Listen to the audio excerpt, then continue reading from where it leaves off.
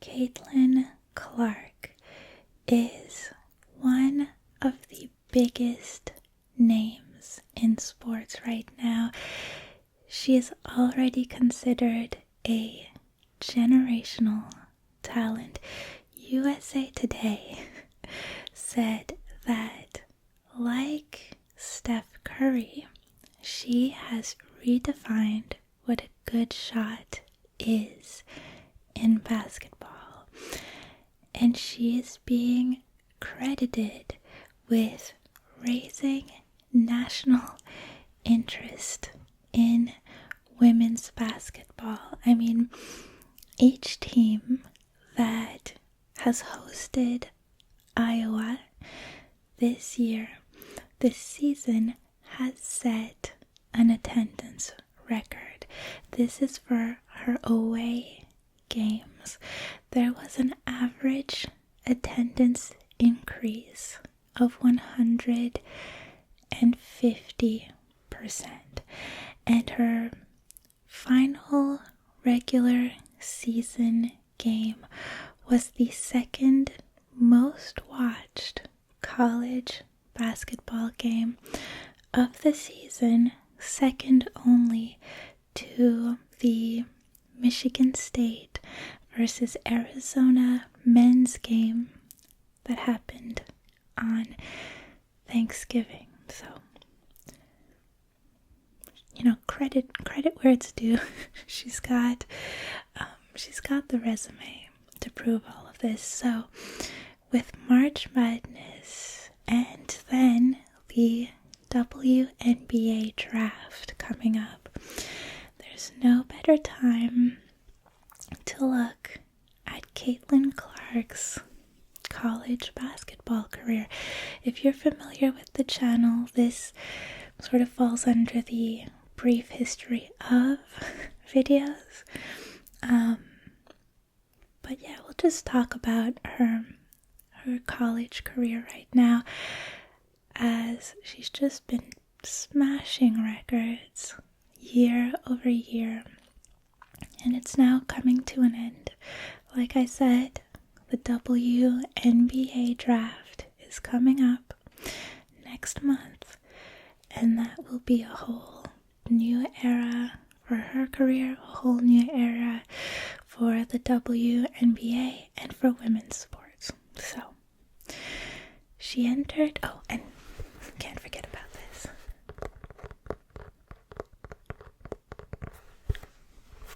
A little bit of tapping. I feel like it's been a while since we've done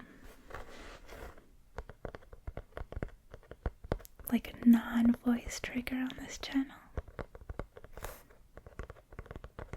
So I'll be tapping on the old basketball while I go on about Caitlin Clark. So now, as I was saying, she made her collegiate debut in November of 2020 as Iowa's point guard, starting point guard, and she recorded 27 points, 8 rebounds, and 4 assists for her first game, which was a 96-81 win over Northern Iowa.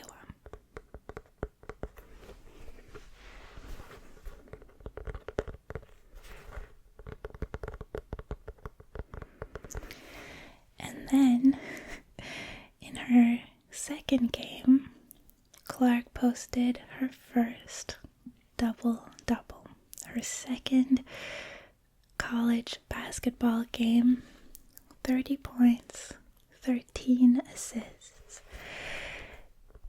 And actually, just a few weeks later, she registered her first triple-double. Her shooting was a little bit off that day, but still she had 13 points, 13 rebounds, and 10 assists for that game. Her season high for her freshman year was 39 points, 10 rebounds, and 7 assists in a game against Nebraska in February. And in that game, she actually broke the single game scoring record for Pinnacle Bank Arena, which is the home arena of the University of Nebraska's men and women's basketball teams. And I won't start naming every arena that she broke scoring records in, because it was a bit of a theme during her freshman and sophomore years. But it might come up again if I remember to mention it. But by the end of the regular season, Clark was named the Big Ten Freshman of the Year. She was named the Big Ten Freshman of the Week 13 times that season, which is a conference record. And she led the Big Ten with 5 Player of the Week awards. So, Freshman of the Week 13 times, Player of the Week 5 times, which was actually the most by one player that year.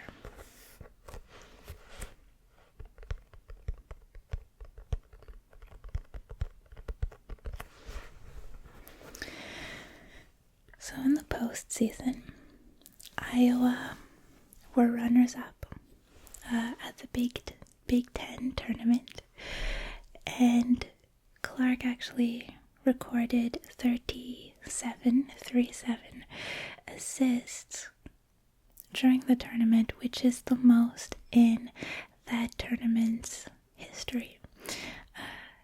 The team Iowa also reached the Sweet 16 of the NCAA tournament, March Madness, but they ended up losing to UConn, who were seeded first, I think, that would be 2021.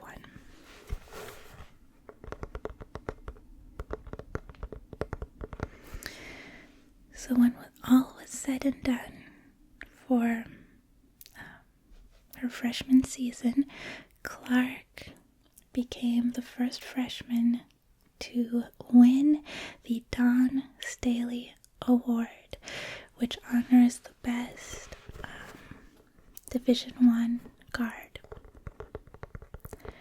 She averaged 26.6 points, 7.1 assists, and 5.9 rebounds per game. She led D1 in scoring, and she was ranked second in assists and 3-pointers per game. And that's just in her freshman year. So sophomore year comes around. And on January 2nd, 2022, Caitlin Clark posted 44 points and 8 assists in a 93-56 win over Evansville. And with that, she became the fastest Big Ten player to reach 1,000 career points.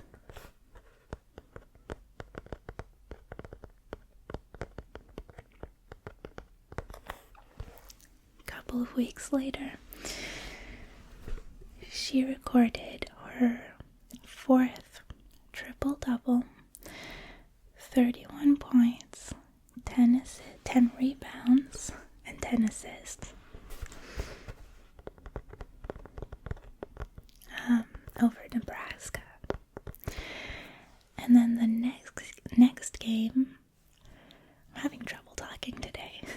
The next game, 4 days later, she posted 35 points, 13 rebounds, and 11 assists over Minnesota, which made her the first Division I men's or women's player to record consecutive triple-doubles with at least 30 points.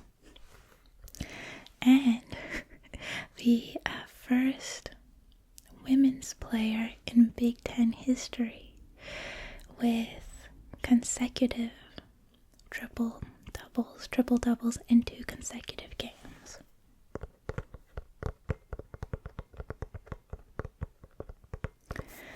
Her season high that year, in terms of points, of course, was in February. She recorded 46 points, including actually 25 just in the 4th quarter. Again, it was the scoring record for that arena as well. Despite that effort, though, they actually lost that game 98-90 to Michigan.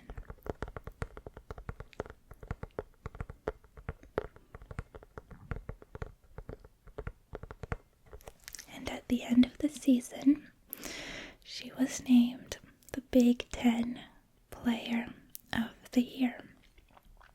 Iowa went on to win the Big Ten tournament, and Clark was named the tournament's most outstanding player. But then things didn't go as well for March Madness. Iowa was eliminated in the 2nd round, and Clark actually had a season low of 15 points and 11 assists in that game. So, there's something to be said for the fact that she's just sort of carrying the team at the time. If she didn't perform, the team didn't perform. Now, remember how she was the first freshman to win the Dawn Staley Award? Well, in her sophomore year, I keep saying sophomore. I know it's sophomore, but my mouth wants to say soft. In her sophomore year, Clark became the first back-to-back recipient of the Dawn Staley Award. And she also won the Nancy Lieberman Award as the top Division I point guard.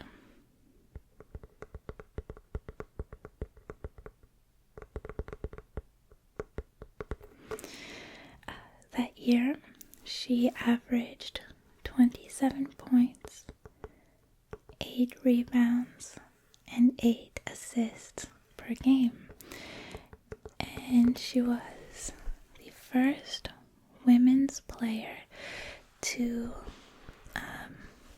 lead Division I in points and assists per game in a single season.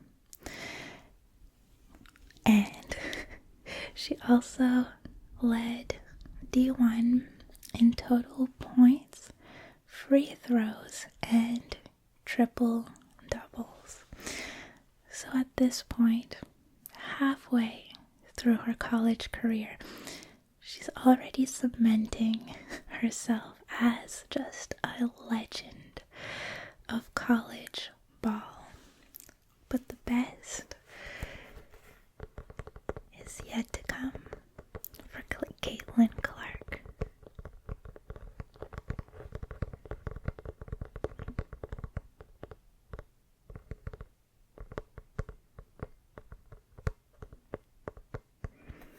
So let's get into Caitlin's junior year. Her season high came early that year. On December 1st, she scored 45 points in a 94-81 loss to North Carolina State. So she scored more than half of the team's points. And then just before Christmas, in her 75th college game, she reached 2,000 career points. As you might have guessed, she won the Big Ten Player of the Year in a unanimous vote once again.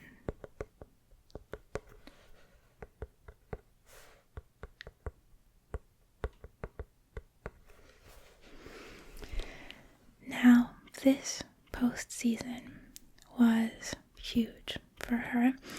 Clark led Iowa to its second consecutive Big Ten tournament championship, and of course, she earned the Most Outstanding Player award. Actually, in the title game, she recorded 30 points, 17 assists, and 10 rebounds for a win against Ohio State. This was her 10th career triple-double. Then the NCAA tournament comes around, March Madness. And, okay, so in the Elite 8, Clark recorded 41 points, 12 assists, and 10 rebounds against Louisville. Did I do that right? Just to make it clear, I'm trying to say Louisville, but in a way that will make people happy. And with that, she became the first player in men's or women's March Madness history to record a 30 or 40 point triple-double. So she had 41 points. Never mind being the first person, man or woman, to get a triple-double with over 40 points. No one had even done it with over 30 points.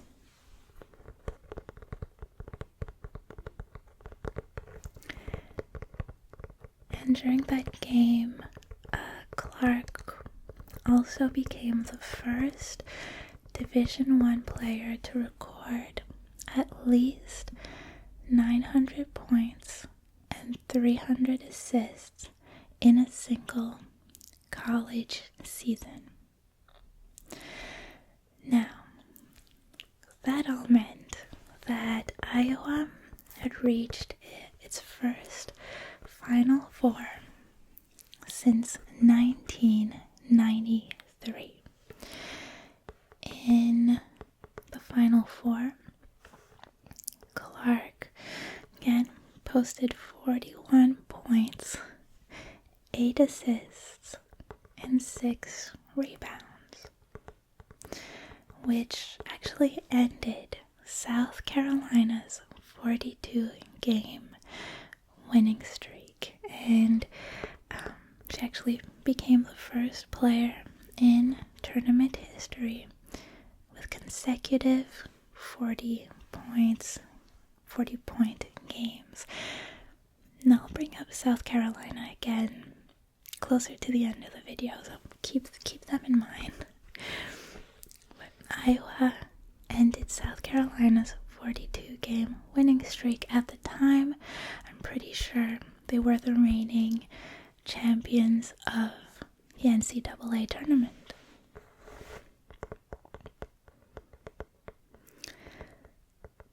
So Iowa advanced to their first ever women's basketball championship game for March Madness. The final was against LSU.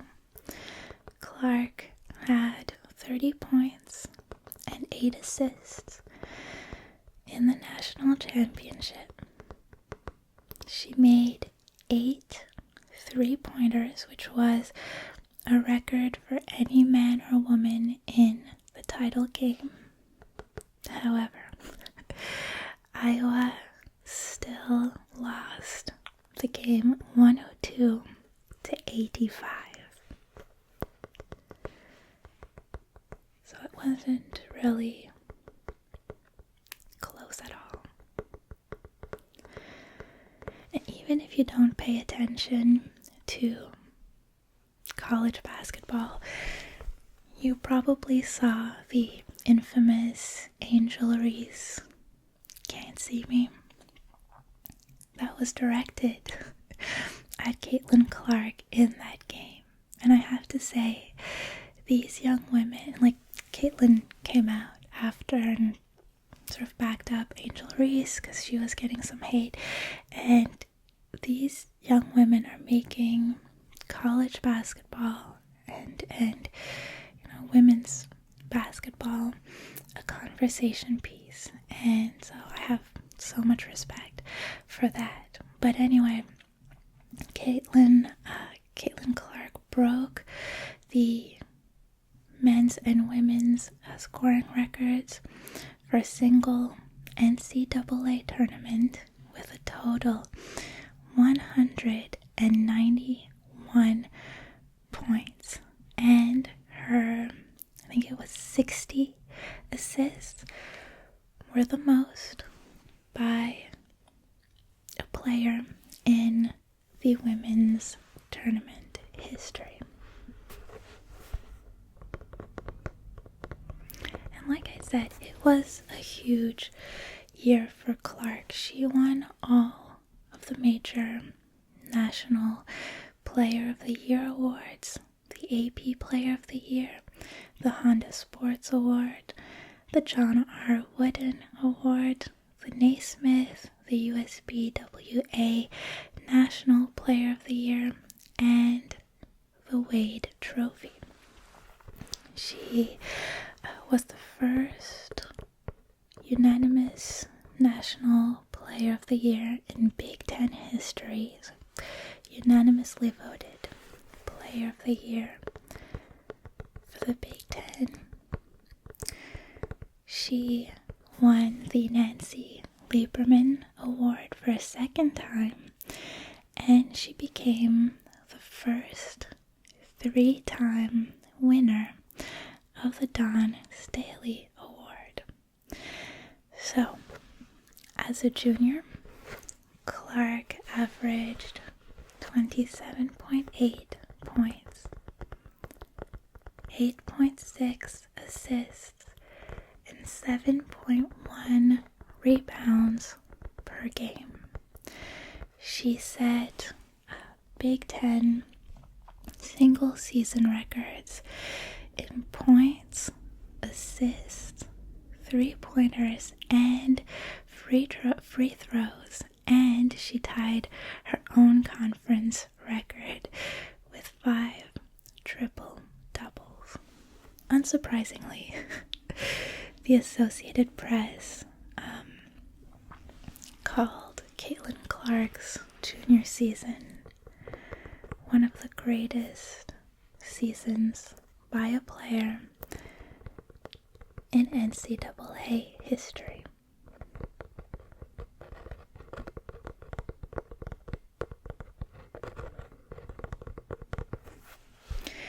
So now we arrive to her senior season, the one that's wrapping up right now. So, in October of last year, 2023, Clark and Iowa played a preseason exhibition game against DePaul in Iowa's football stadium. And the game had an attendance of 55,646, which broke the attendance record, almost doubled it actually, for a women's basketball game. In November, she became Iowa's all-time leading scorer. In December, she reached 3,000 career points. And just before the new year, she became the Big Ten's all-time leader in assists. It didn't stop there. She kept breaking records. In January, she was named the Big Ten Player of the Week for the 24th time in her career, which was a new record.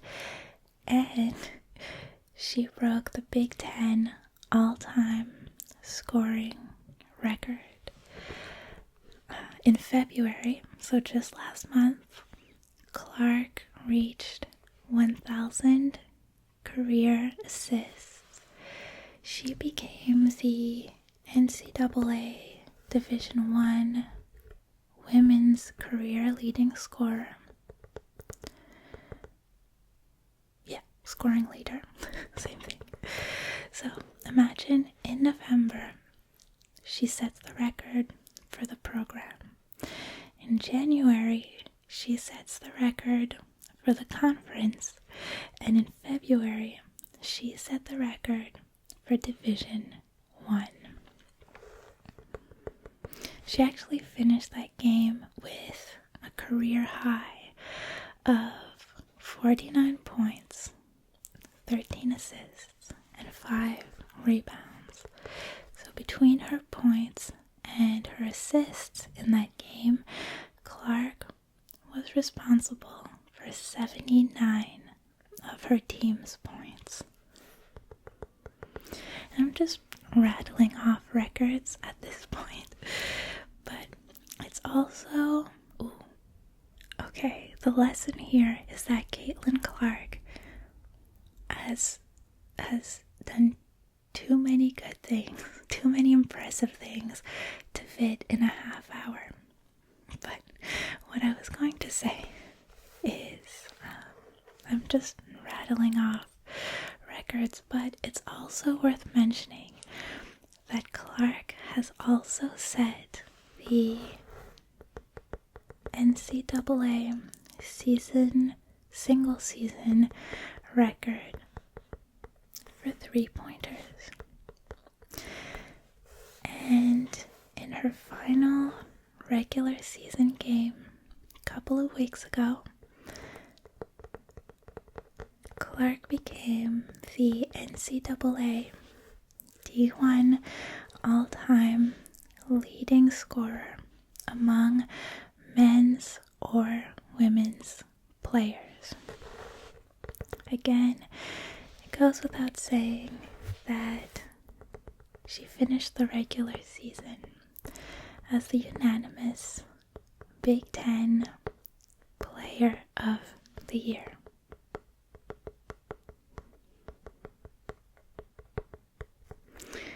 So the Big Ten tournament comes around, and in the quarterfinals, Clark surpassed Steph Curry for the most 3-pointers in a single season by any Division I player. In the semifinals, she became the first Division I women's player to score at least 1,000 points in 2 seasons. And she became the career leading scorer in the Big Ten tournament. I'll give you a second to guess who won the tournament.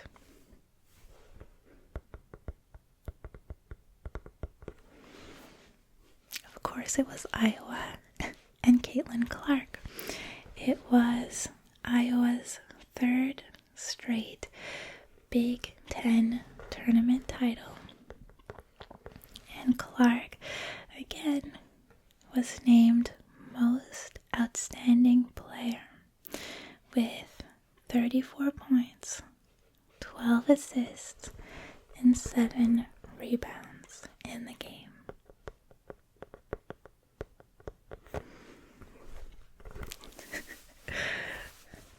Trying to adjust my sleeves and I almost just whacked myself in the face. So basically the only thing left in the only thing left to be done, there's the sentence. In Caitlin Clark's college career is the upcoming NCAA tournament, March Madness, which I think kicks off properly on March 22nd for the women. I think there's the first four before that. And then the championship game happens on April 7th. We very well could see Caitlin Clark back in the finals.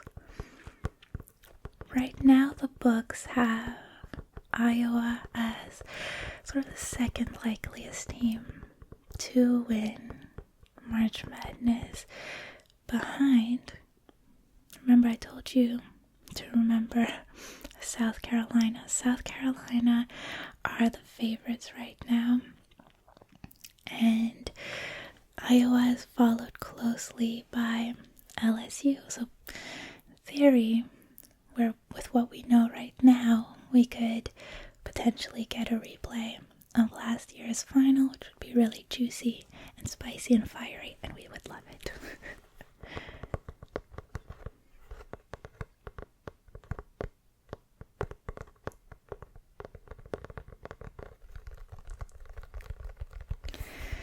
And then April 15th is the WNBA draft.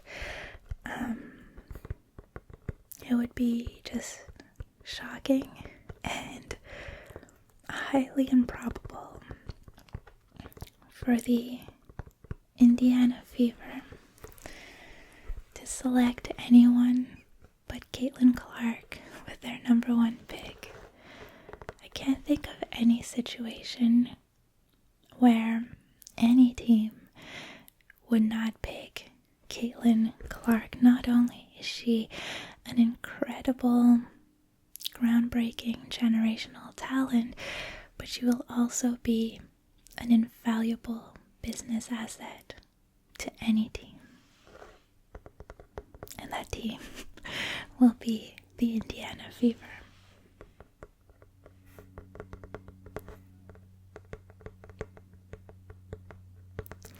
But on that note, guys, that is the condensed, unfinished story of Caitlin Clark's college career.